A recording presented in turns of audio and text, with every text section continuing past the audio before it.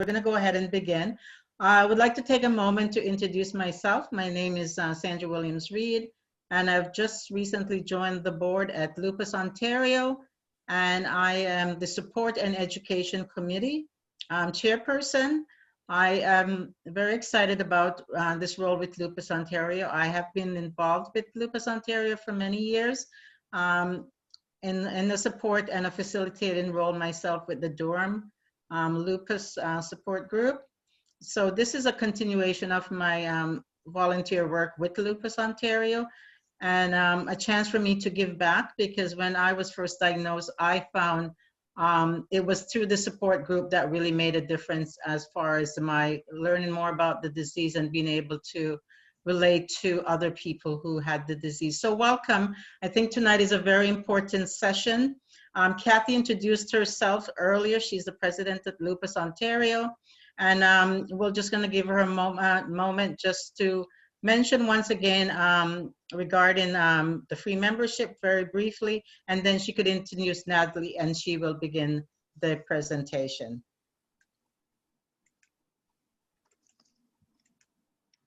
Okay, so just a reminder of what I said for the people who have joined since a few minutes ago, that membership is now free in Lupus Ontario. And if you look up in near the top of the chat, you will find a couple of links you can use to join.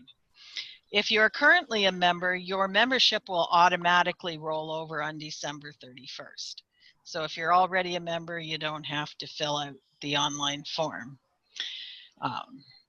I also want to take a moment to acknowledge Jeremy Houston. He is our fundraising and marketing coordinator, and he helps us tremendously with these webinars, with all the things that have to happen in the background and the social media advertising, and we're grateful that he's here with us this evening.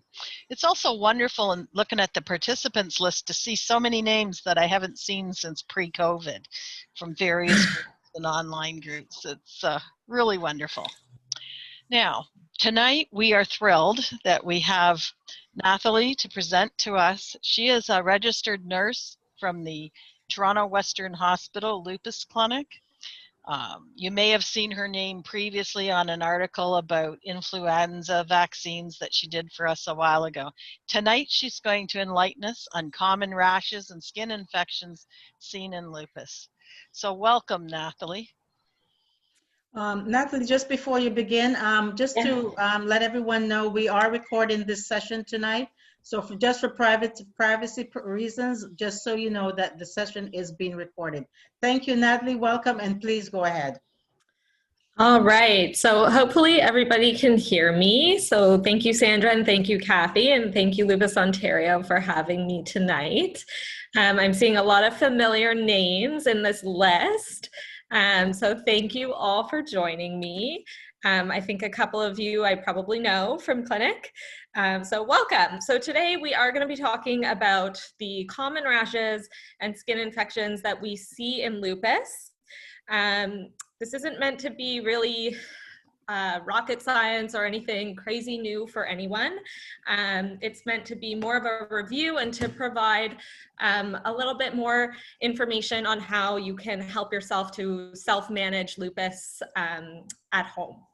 All right, so hopefully everybody can see my screen. So just going into tonight's agenda. So the first thing we'll talk about is Raynaud's phenomenon. Then we'll go into shingles or herpes zoster. We'll talk a little bit about lupus vasculitis. And then under common lupus rashes, I'll spend probably a little bit less time chatting about that, because I think those are the ones that are more common, that most of you know how to manage and know what to do. So with each thing, we'll go through the physiology, the signs and symptoms, how to treat these things, how to prevent these things, and some tips and tricks. And then at the end, we'll have a question and answer period, like Kathy and Sandra mentioned. So as we go through things, if you have any questions, write them down, and I'm definitely happy to answer them at the end. So moving forward, let's jump right into it. So the first thing we're going to talk about here is Raynaud's phenomenon. I'm sure a lot of you have probably experienced this in lupus. Some people will have Raynaud's, some won't.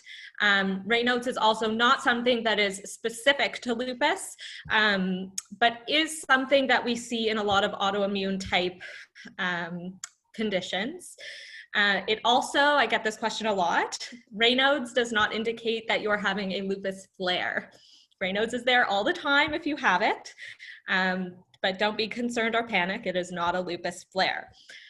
So before we get started, I'm sure everyone has seen the picture on the left. If you have Raynaud's, this is typically what it looks like, where your fingers will get stark white. And then on the right, if you take a look, this is actually a really good depiction of what happens in Raynaud's. So not to get overly sciencey, but essentially, the blood vessels in your hands will constrict, causing decreased blood flow to your extremities. And I know this happens in hands. Sometimes people see this occurring in their feet. Rarely it can occur in your nose as well. I've seen this. So hands will go stark white. And the low oxygen in your hands and the buildup of carbon dioxide will cause your hands to sometimes go purpley. And then once the blood vessels open back up and blood can return back to your hands, is when you'll go back to your regular color and color returns.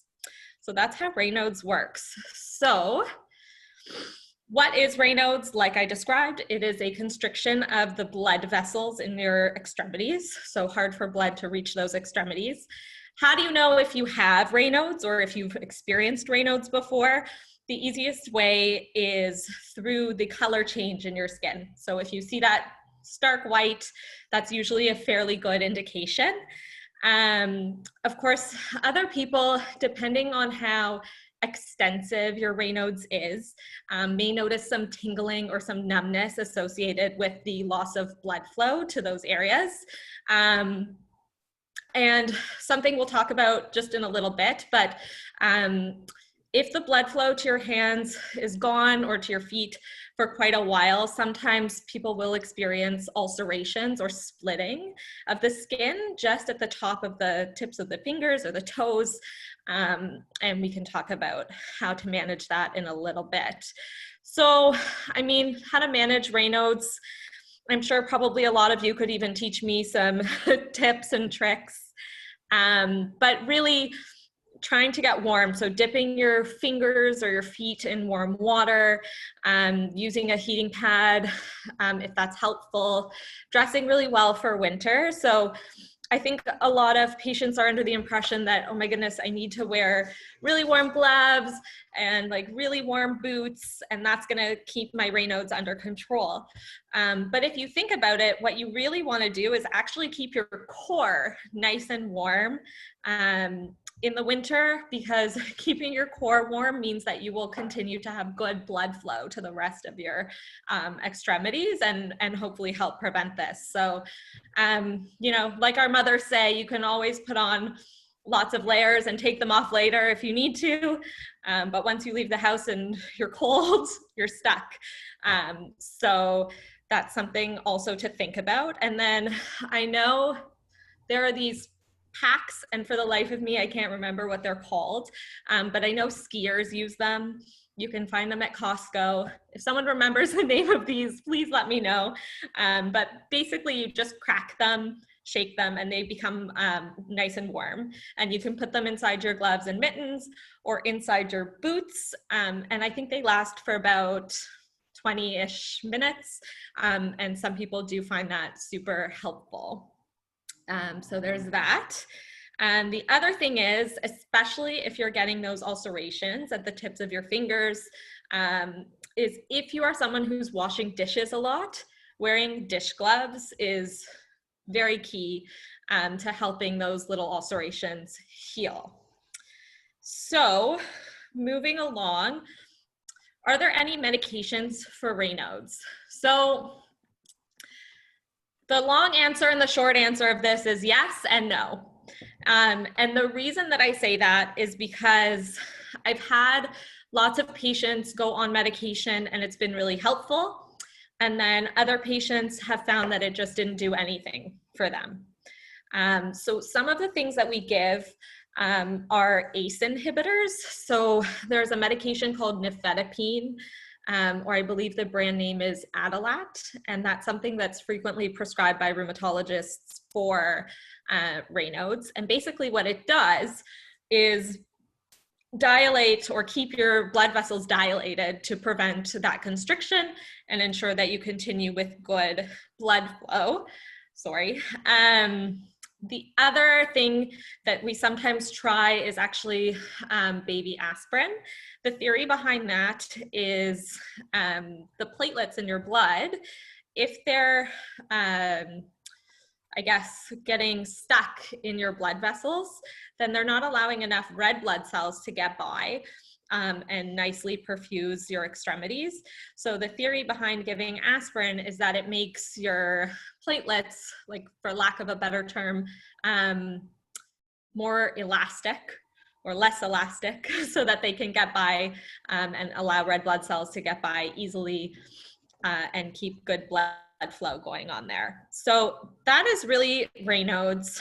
The thing that we really want to look out for in our patients who have Raynaud's is any infections that could occur in the ulcerations or the splitting that you might get in your skin. Our hands obviously are very high touch areas. So if you're getting the ulcerations there, you really want to look out for a lot of redness around the site. If there's a lot of pain associated with this, if you start to notice that there's what we call an exudate or a fluid that's coming out of those areas, that's something that you really want to keep track of, because that's usually a good indication of an infection. And you would definitely want to seek help from either your nurse practitioner or your family physician, whoever's available to you, to get that under control. So that is Raynaud's. How are we doing for time? Okay. So if anyone has any extra questions about Raynaud's, like we said, go ahead, write them down, and we'll talk about them at the end.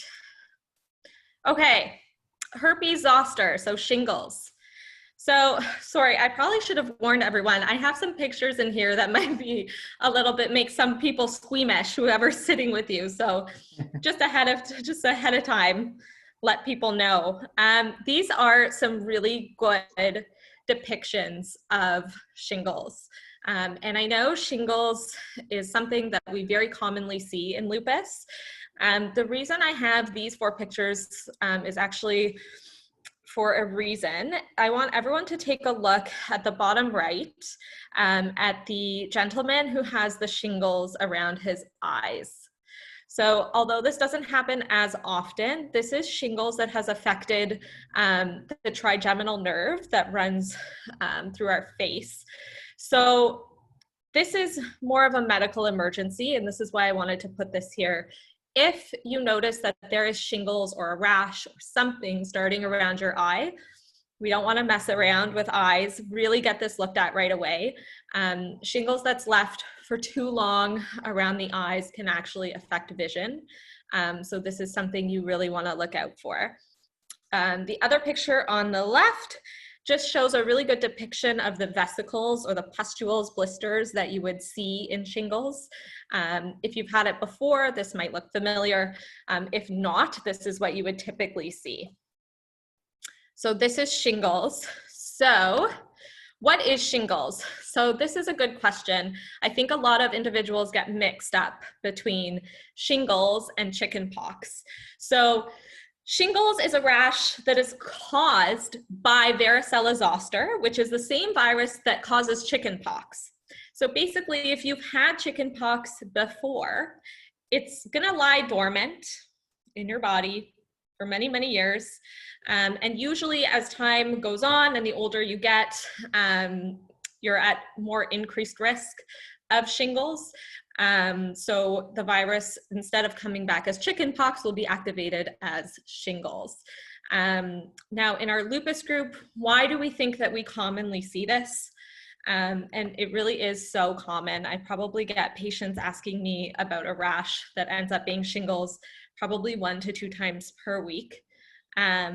So we suspect that it's due to a compromised immune system. So taking the medications that you're supposed to for lupus, like your prednisone, Cellcept, Mayfortic, or the azathioprine or Imuran, all help to lower the immune system and keep lupus at bay, but unfortunately can leave you at risk to viruses such as shingles. So that is why we suspect it gets activated in lupus patients. I've seen sometimes before starting patients on our immune suppressing medications, we will advise patients to go and get their Shingrix vaccine. We'll talk about that a little bit later because there are 2 vaccines, but only one of them is good for lupus. So we will cover that in a bit. Okay, so common signs and symptoms of shingles. Shingles usually will only affect a specific area of the body and will run along what we refer to as a dermatome or a nerve.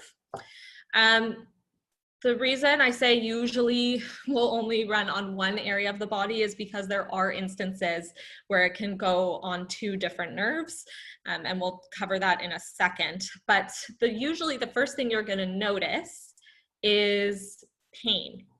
So the rash is not the first thing that's going to come up. So you're not going to see those little blisters. It's going to be some pain, some burning or numbness, and then probably a few days after is when you would notice that those little blisters may appear, the red raised rash may appear. In some people, they complain that it's itchy. And obviously, if it's something that's been left for quite a while, you might experience a fever, a headache, sensitivity to light, some fatigue, which can be confusing because a lot of these things are related to just living with lupus. So things to look out for is obviously the pain first, and then when you see the rash. And I'll mention this now, especially with COVID. Whenever somebody has been contacting me to let me know that they have a rash or something strange has appeared on their body, what's been really helpful recently is asking them to send us a picture. So can we just see it? Because a lot of times it might not be necessary for you to come into clinic and physically be seen, and it might be something that we can just manage over the phone or virtually now, which seems to be the new thing. So if you ever have a rash and you want to know what's going on, pictures are the most helpful thing. So going back to shingles, I got a little sidetracked. Management and treatment. So we treat shingles with antiviral medicines. It is an oral pill. You would take something called either Acyclovir or Valcyclovir, or the brand name of that is Valtrex. If any of you have had shingles before, this is probably something that you received. And this is a question that I get a lot, is whether it is safe to be treating my shingles and taking the medication while I'm on all of these medications that suppress my immune system for lupus. So the answer is yes, it's absolutely safe and okay for you to be taking these medicines, so long as the shingles is only on one dermatome or one nerve. If we notice that the shingles is on multiple nerves, so let's say you have one running on your leg and one coming across your breast or your chest, then that is something that we call disseminated shingles. And that's more of a treatment that needs to be done through IV. So we would give you the same medication that you would get orally, but you would have to be admitted to the hospital. And in that situation, we might decide to stop your lupus medications while we are treating with the IV. But the reason we generally say that it's not necessary is because you've been taking these medications for quite a while. And so they've built up a therapeutic amount of drug in your system. And so even if we told you to stop it for 4 or 5 days, the medication would still be in your system regardless. So it doesn't really matter. So usually it is safe to stay on it. I know some doctors have different opinions and might decide to take you off of your medication while treating shingles, so always ask, but in general, it is safe. So of course, the main bothersome symptom of shingles that people find is nerve pain, or what we refer to as post-herpetic neuralgias. There's many different ways of handling these issues, but the most common is with medication that targets nerve pain, like gabapentin or Lyrica. What happens with shingles is the longer that you leave it without treatment, the more likely you are to suffer from these neuralgias. So if you suspect you have shingles, just get it looked at right away is really the key.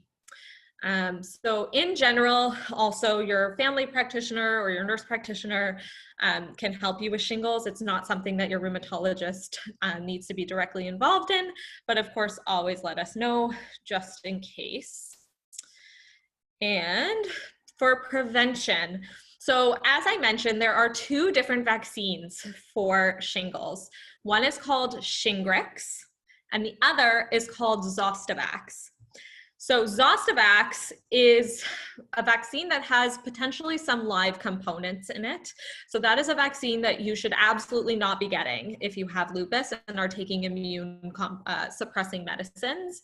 It should be Shingrix. And it does not need to be something that is prescribed by your rheumatologist. It can easily be given to you by your family doctor or nurse practitioner. Now, the thing with these vaccines is that in general, the consensus is that they should be given to those who are more older, so over 60 or over 65. But the problem is that our whole younger population who have lupus are getting shingles. So we always suggest that you get vaccinated. Even if you are not over 60. And if your family doctor, sometimes they're a little bit hesitant to do that. So if they are, just send them over to your rheumatologist and we're happy to talk to them about why it's necessary to get this vaccine. So that is shingles. In terms of infection with shingles, there are times where I've seen a bacterial skin infection occur around the sites of the shingles that are trying to heal, because the blisters will break open and scab over. That's how it will heal. So if you notice that things are increasingly painful, the same idea, fever, exudate, a lot of redness around the site, then don't hesitate to get seen, just to make sure that that's not an issue. Okay, so another picture. This is lupus vasculitis. So these are some very good depictions of where you're going to see vasculitis. It's usually in the palms of the hands that you'll find it, or on top in the fingers. The lower legs, it will affect the tops of the toes, and then you might also see it on the bottom of the feet as well. They show up as these little purplish reddish dots. If some of you have had vasculitis before, it looks very similar to this. And most importantly, again, you can see, it's kind of hard to see, I wish I could make this a little bit bigger, but in the hands on the left, you'll notice that she or he has some ulcerations in these areas of her hands. And so we will talk about that in a second and how to manage that. So what is vasculitis and how do we treat it? So vasculitis, inflammation, that occurs in the blood vessels of the skin. And like you saw, the lesions will usually come up as the small red or purple dots. There are some times where vasculitis can be quite dangerous, and that's why I wanted to talk about it, because it's important to make sure that everybody knows how to identify vasculitis and what to do if you see this. So it can significantly damage the skin to the point where, and I don't want to scare anyone, but this is just the natural being of what vasculitis can do, but it essentially will cause necrosis or for lack of a better term, death essentially of the skin at the tips of the fingers usually, or on the toe area. And if it gets to be that bad, the finger area there will naturally just amputate itself. Now, there are times when you might see that your fingers from the vasculitis are turning that dark sort of black color, but with the right treatment, it can actually reverse and go away.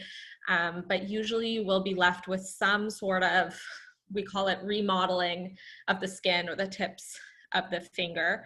And of course you will get those ulcerations. So just really good wound care, noticing to protect yourself from infection. You can keep them covered, apply Band-Aids if you need to, but just making sure that that area isn't moist all the time.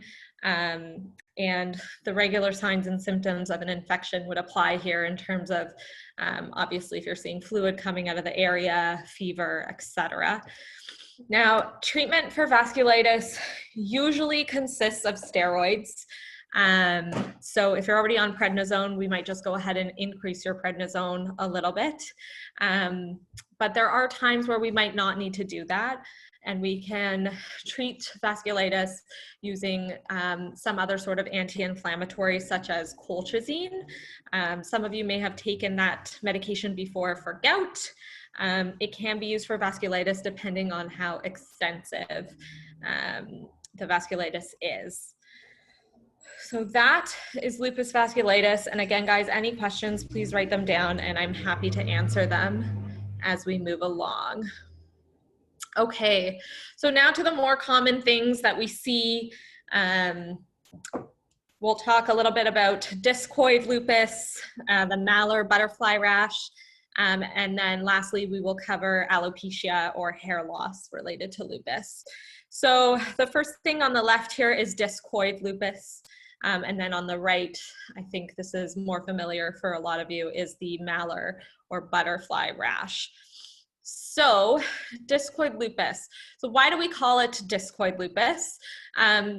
Because usually the lesions that appear are sort of in these round oval type patches. And if we go back, you can kind of see close to this person's nose, some circular lesions here. So this is very typical and very common of what you would see if you had discoid lupus. The way that we diagnose it is through a skin biopsy, and normally we do get dermatology involved in managing this. So the discoid rash is not itchy, it's not usually painful, but the lesions themselves just look thick, scaly, and red. And if you look back, you will notice around the edges of these lesions that they do look kind of thick, and they are obviously red. So again, like, it's really not clear why we develop the discoid rash. It's part of the autoimmune condition. The rash will come and go just like a lupus flare. And it is, one of the main things is it is very sensitive to sunlight. So I think this is one of the main reasons I really wanted to highlight these rashes in lupus, is because we really need to protect ourselves from the sun. So that means using at least an SPF 30 on a day-to-day basis, ensuring to put it on areas that are exposed to sunlight all the time, especially in the summer. And if you're one of those people who is very sensitive to the sun and will break out almost immediately, then sometimes it's necessary to wear clothing that has some SPF actually in the clothing. I can't tell you how many times I've had patients tell me that they went on a canoeing trip in the summer and then came back and they were just in a full breakout of discoid lupus. So really, really important and so simple to just put on SPF and wear a hat or protective clothing. So how do we treat discoid lupus? Usually with immune suppressants like your prednisone or the anti-malarial maintenance, taking your Plaquenil all the time, or chloroquine if that was something you used to take. I know there's a bit of a struggle getting chloroquine right now. And then the other thing we will often do is give a topical treatment or like a cream or an ointment. And that's generally where dermatology comes in. Sometimes we'll give things like Protopic, which is a tacrolimus-based ointment that usually will help with discoid lupus. I think quite a few of you have probably heard of Protopic or have used it before. So that is discoid lupus. As we move along, we will go into what we call our butterfly rash, or what us sciencey people refer to as an acute cutaneous lupus rash. So this is the butterfly rash if we go back, seen here on the right. This is very common. Probably about 50% of individuals with lupus will end up with the Malar rash. Different to the discoid rash, the Malar rash doesn't really have lesions associated with it. It more just looks like a sunburn or inflamed skin, and then obviously appears over the cheeks, the bridge of the nose, and that's how you get the butterfly. However, it can also go onto your forehead. So just like the discoid rash, it has periods of a flare and periods where it's dormant. And again, it's also a rash that is photosensitive. So even in the winter, when we think, you know, it's gloomy, there's no sun, there's definitely still some sort of UV ray coming from the sky. So please make sure, even in the winter, if your face is the only thing that's exposed, that you just put some SPF on before you leave the house. And again, slightly different to the discoid lupus, the Malar butterfly rash generally does not cause any scarring, whereas the discoid lupus might, depending on the way that it heals or how responsive it is to treatment. So last but not least is non-scarring alopecia, which is a fancy term for hair loss. So if you look on the left and you look on the right, the only difference you're going to see here is on the left, we have something called patchy alopecia. So where there's actual circles or patches of hair that are lost from the scalp. Whereas if you look at the diffuse alopecia, you'll notice that rather than patches, it's just hair, a lot of hair thinning, and it's much easier to see the scalp. So moving right along, why do some patients experience alopecia? Why do some patients experience patchy alopecia, whereas some may notice the more diffuse hair loss? There's actually really a lot of reasons for hair loss in lupus. It could be associated with some underlying lupus activity. It could be some of the medications that you're taking. It could be that you have experienced some discoid lupus in your scalp area, and that might be why you have more of the patchy alopecia. But generally, if you're noticing complaints of hair loss, some of the key questions we ask are, when you wake up in the morning, are you noticing a lot of hair left on the pillow? Or when you go to take a shower, are you noticing a lot of hairs coming out from the shower? So if you are experiencing a lot of hair loss, there are some ways that we can treat it and some tests that we can do to make sure that it might not be the lupus, but it could be something else going on, like iron deficiency, which is something that we commonly see in lupus. Or is it related to your medications like Imuran or methotrexate or the cyclophosphamide infusions? Did you notice when you started methotrexate, all of a sudden that you're having more of this hair loss? So just things to look out for. And also to highlight, iron deficiency anemia is another really common comorbidity that we would see in lupus, and it can cause hair loss. So that's usually, if someone complains about hair loss to me, is one of the first things I think about.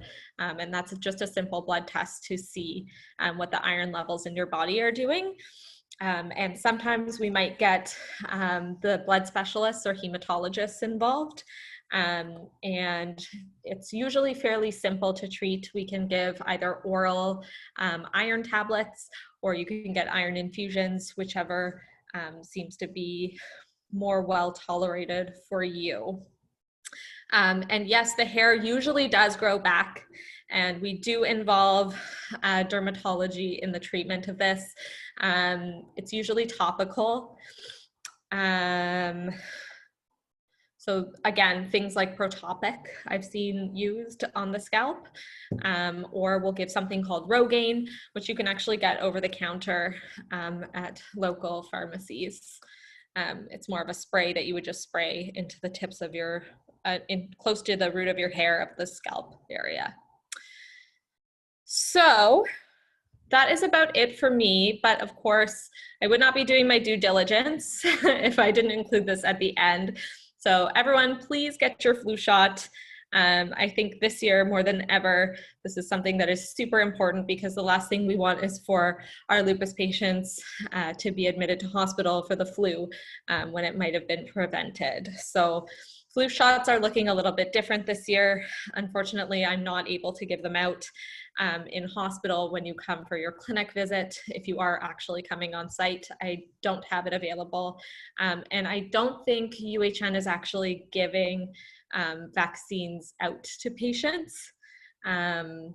So I don't know about the other hospitals, but I think the best thing to do is go to your local pharmacy. I know Shoppers Drug Mart is doing it.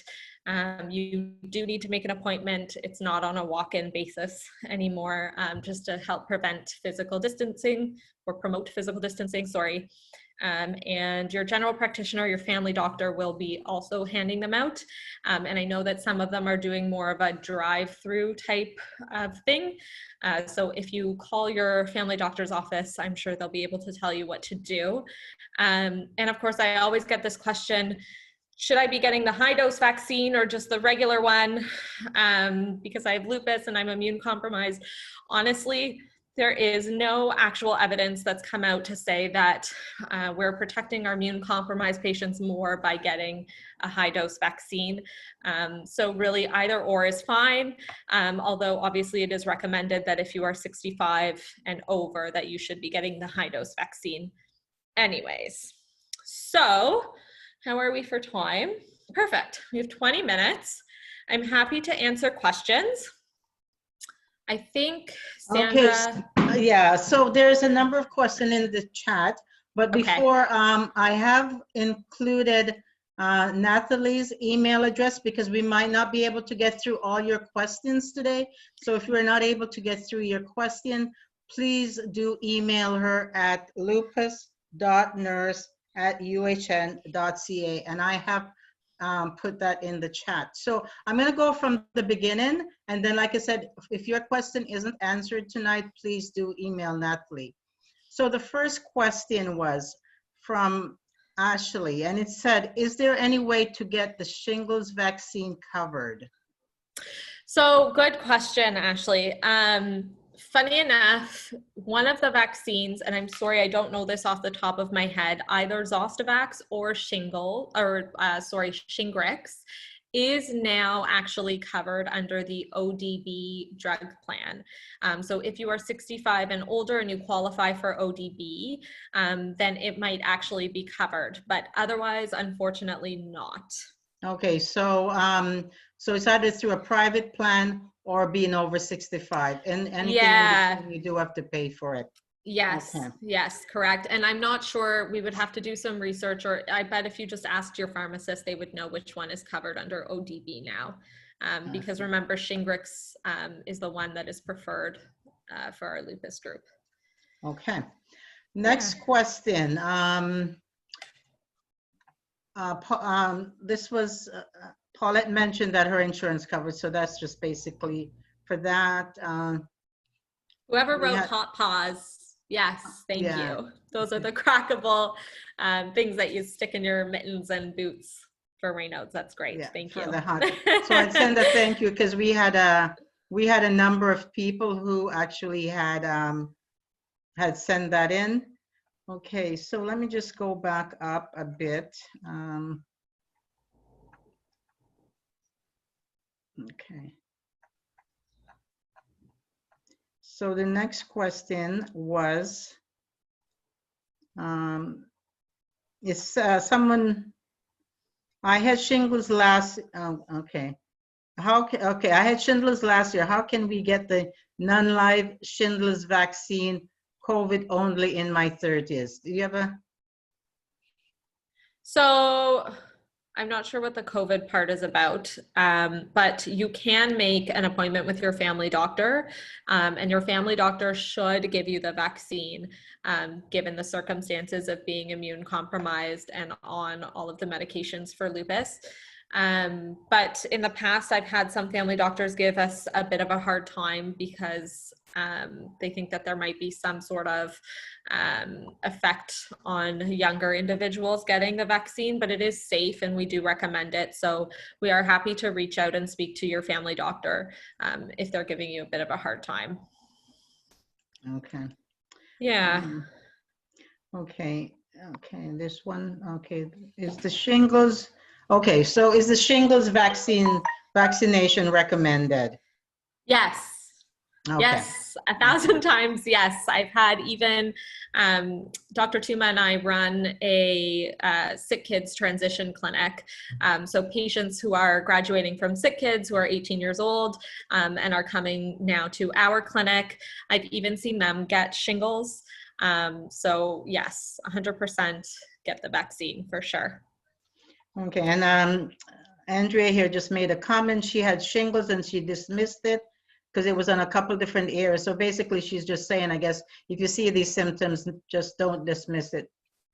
Yeah, definitely. And that's probably more of a case of what I refer to as the disseminated shingles. So when it appears on different nerves, and usually we would end up giving the IV medication for that. Okay. We had another question. Is the shingles genetic?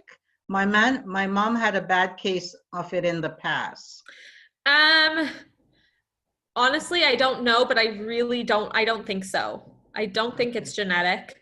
Actually, one thing I forgot to talk about that a lot of people have questions on is, if I have shingles, should I be staying away from my partner? Will I give it to my partner? If the person has had chicken pox before, then potentially you could give them shingles. But if they've never had, or sorry, other way around. No, that is correct. Sorry. Baby brain. Sorry. Yes. So if you've had chicken pox before, then you can potentially get shingles from somebody else. But if you've never had chicken pox before, then you don't need to worry. And I know a lot of kids are now vaccinated for chicken pox. So I think it's kind of becoming obsolete. Okay. Yeah. Do you have any idea how much the vaccine costs? I don't. However, I see Paulette wrote that it's $150 per shot and you need 2 shots. She's right. It is 2 vaccines that are a couple of months apart. So like we said, Sandra, if you can submit it to your private insurance, if that's possible, or if you potentially have ODB, then maybe Shingrix is covered now. It might be Zostavax, I'm not sure. And it's usually I think Shingrix is a one-time deal, because I'm seeing this question here, how often do you have to get the vaccine? As far as I know, once. Okay. One time. Okay, Yeah. so another one said, I had Shingrix in my 20s. Can I still have the shingles later on? I already had the shingles at 23. Yeah, so Shingrix is a great vaccine. I don't want to feel like the pharmaceutical rep, but it's quite efficacious. But there are some instances where you will still get shingles. However, if you get shingles and you've been previously vaccinated, the shingles usually will not be as bad when you get it. Okay. Yeah. Okay, then we had some questions regarding the SPF. Let me just see what else we have. Thanks for all the feedback, by the way. In the chat, we have a lot of people sharing, giving some costs, giving different, just sharing their experiences. Thank you so much for that. Okay, a few questions regarding the flu shot. We do have a question here. If you could let us know, what was the name for the medication? Yadira wanted to know, what was the name for the medication used for, I guess maybe Raynaud? For Raynaud's. So it's called. It says Reynolds here, but I think it might be Raynaud she meant. Is it?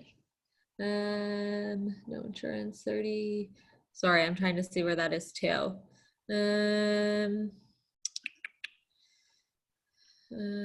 What was the name of the yeah, for sure. I think that was Raynaud's.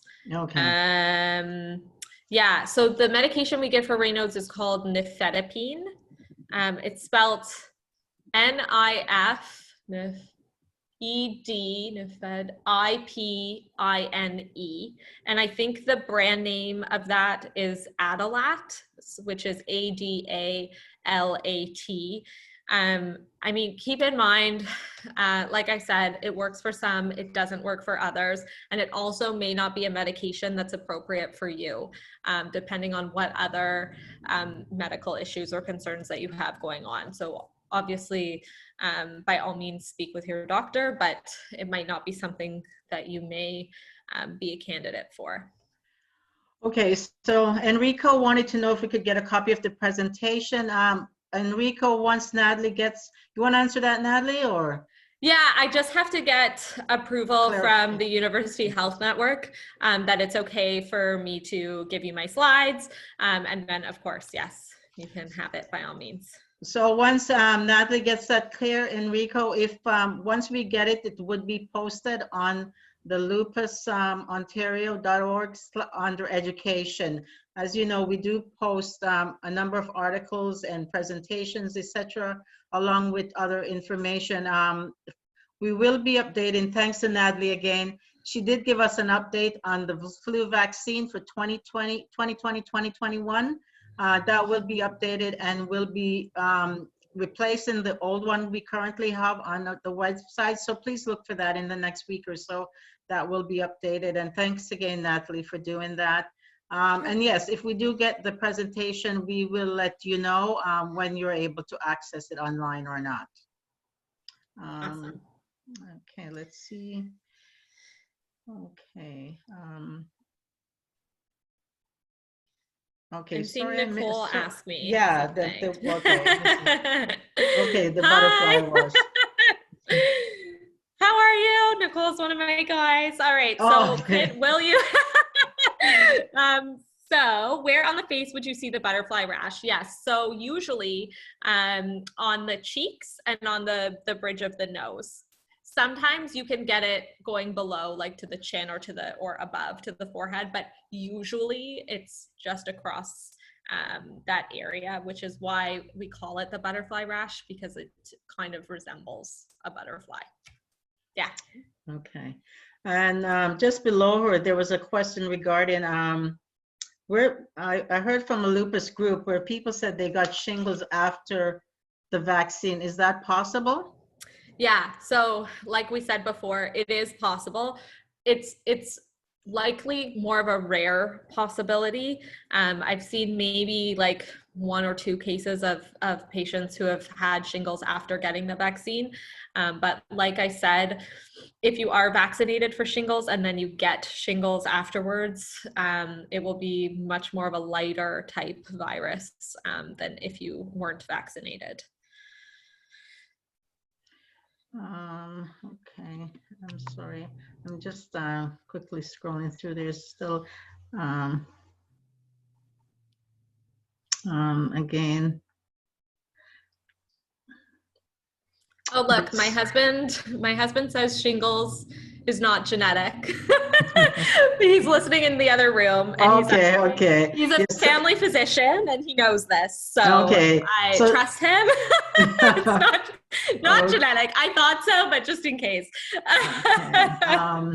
Okay, so a few people definitely would like to get a copy of this presentation. Okay, my skin sometimes gets itchy, and I notice there's a small raised dot, like a mosquito bite, but sometimes it is a red or a clear dot that appears and goes away in different areas of my torso, normally coincident with my flares. Are these common of lupus? Yeah, probably. It would be hard for me to say absolutely 100% without seeing a picture of what those lesions look like. But yes, we have seen that. This was a very, I mean, oh my goodness, there's like a gazillion different skin things that occur in lupus, but I can't cover all of them. So I covered kind of the ones that are the most common that we see. But sometimes there's something called tumid lupus. And those little lesions sound very similar to that. If anyone wants to look up tumid lupus, it's spelled T-U-M-I-D, tumid, yes. Another, Ola here says there's something about, he has numbness on his feet, so I think that might be going back. I'm not sure if he's relating to the shots you had earlier, but for the vasculitis, I'm not sure if that, it just says, please, I have numbness on my feet since May. Yeah, sometimes that can be, I mean, that's really hard to say. If it's always every single day consistently numbness, that could be something totally different. But it could be related to like a Raynaud's type of presentation, because that is very common in the feet and toes, towards the toes. Okay. Can do something, Ola, called a nerve conduction study. And you can speak to your family doctor or your rheumatologist about this if you're just consistently having this numbness and you don't know why. Sometimes the EMG or the nerve conduction study can be helpful in determining what's going on there. Okay, I mean, we've answered a few different questions regarding the butterfly rash, but I'm just going to mention it because I don't want to like bypass anyone. When we get a butterfly rash, is this a concern or do we let it pass?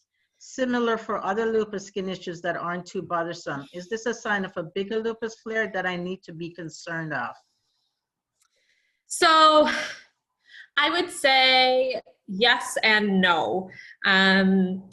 The butterfly rash will come and go sometimes. And if it is associated with a lupus flare and you're having, I would say, a lot of other lupus symptoms associated as well. So some either joint pains or some ulcerations in your mouth, which is another common thing that we would see, or in the nose or the ears. Sometimes we see those as well. Or if you've got like the fever, the increased fatigue, like very normal lupus flare type symptoms, then I would say that that might be something that we're a little bit more worried about in association with the butterfly rash. But if it's just there, like some people will find that their butterfly rash is just, it's very faint, but it just stays there forever and ever and ever. And unfortunately, it's just part of the disease, but it doesn't mean that we need to treat it aggressively. A couple of questions. Couple about getting the shingles. Shingles more than once, and Kathy did answer that she has got it a number of times. Sometimes I should mention, if you are getting shingles like tons of times, or a lot of just viral infections really often, so like a lot of colds, sore throats, things like this, sometimes depending on what's going on, we may need to adjust your lupus medicines, and that's something that you can speak to your rheumatologist about if you find that just like week after week after week you're getting something different, because we've seen that a lot too. So sometimes it's just a bit of tweaking as we go along, and that can be helpful. Okay. Another question here. Sometimes I get an area of my toe that is swollen, not the joint, and it's itchy, burning, feeling, looks inflamed or infected pink.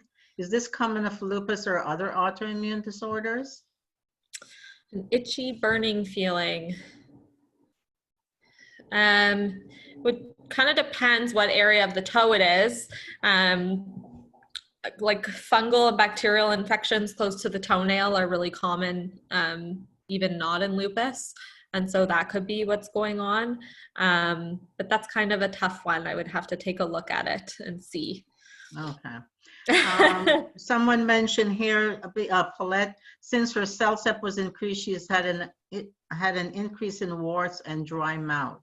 She said she's been treated for it, but I guess she just wanted to get your opinion on that. Probably that's what it's related to. I wouldn't be surprised, unfortunately. you know, if it's something that's really, really super bothersome and is causing a lot of issues, then I would talk to your rheumatologist about what can be done. But, you know, we really are gung-ho on keeping lupus at bay and controlled, and CellCept is one of those medications that's really, really good for that.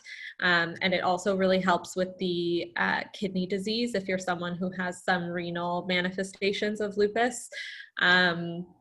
So it's hard to say, like, yes, let's just go cut down on the CellCept right away.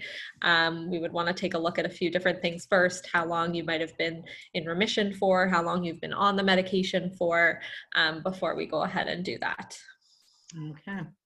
Okay, well, it's 8 o'clock, so I don't think I've missed any, but like I said, if there was a question that you might have something afterward, and Nathalie has graciously offered to accept emails. So if you think of something after tonight, please again email her lupus.nurse@uhn.ca, and she'll be happy to answer your questions.